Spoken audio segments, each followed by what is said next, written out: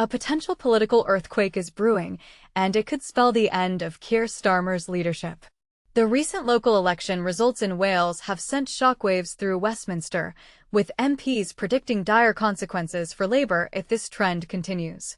In the traditional Labour stronghold of Caerphilly, the party suffered a devastating defeat, securing only 11% of the vote, a staggering negative swing of 27%.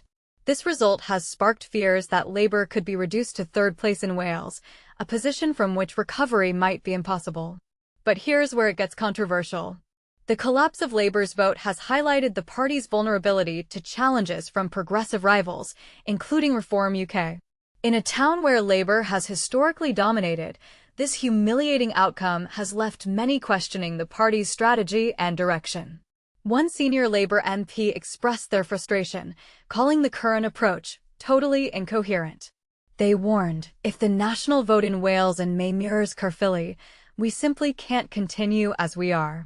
The upcoming May elections, encompassing contests for over 1,600 council seats across England and votes for the Welsh and Scottish parliaments, are seen as a critical juncture for Starmer.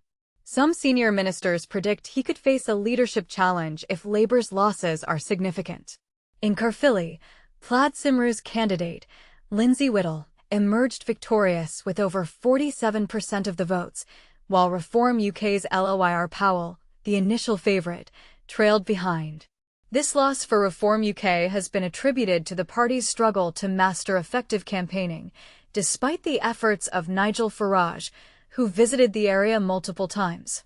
The implications of Labour's collapse go beyond immediate political losses.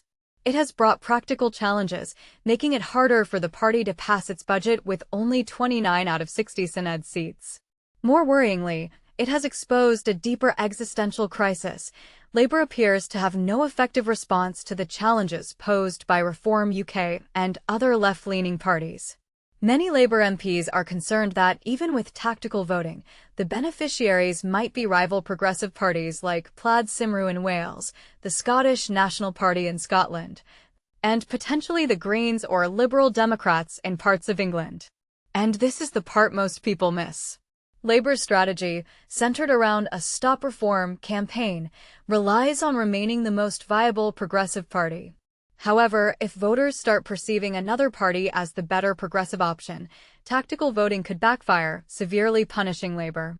Several MPs expressed disappointment that Starmer's passionate conference speech in September, where he talked about leading a fight for the soul of the nation against Reform UK, hasn't been followed up with concrete actions. People want to know not just what Labour stands against, but what it stands for, one MP emphasized. Another MP criticized Starmer's lack of clarity, saying, Keir's captors have him back in the hostage cell, and Shabana Mahmood is explaining our policies on people of different national origins. It's incoherent. Plaid Cymru's win is attributed to its clear message urging South Wales to reject Reform UK's immigration stance.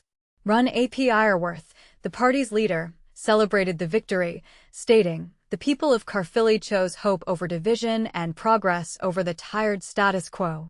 Farage, who didn't attend the count, acknowledged Reform UK's 12,000 votes, but attributed their loss to the total collapse of the Labour vote to Plaid. He predicted a two-horse race between Reform UK and Plaid Cymru in next year's Senedd elections. This vision is shared by many Labour MPs, who are unlikely to be reassured by Downing Street's comments about by-elections being inherently difficult for incumbent governments. A senior Labour MP warned that Thursday's result, if repeated in May, should be a blaring alarm for a leadership change. We can't just drift through winter on autopilot. The loss of Caerphilly is a direct result of the party losing touch with its voters. The call for change is gaining momentum.